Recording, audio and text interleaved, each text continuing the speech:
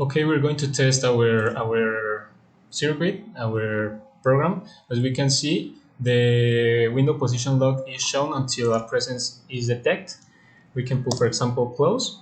It's already closed, so it will not do nothing, but here it shows you your choice. You can also, for example, do medium. You can use capital or lowercase, it doesn't matter. For example, here I put the M, medium, your choice, medium. I'm going to open it now.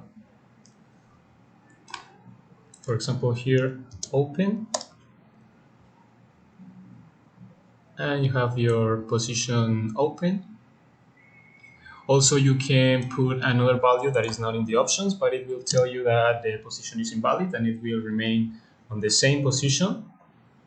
For example, I'm going to return to close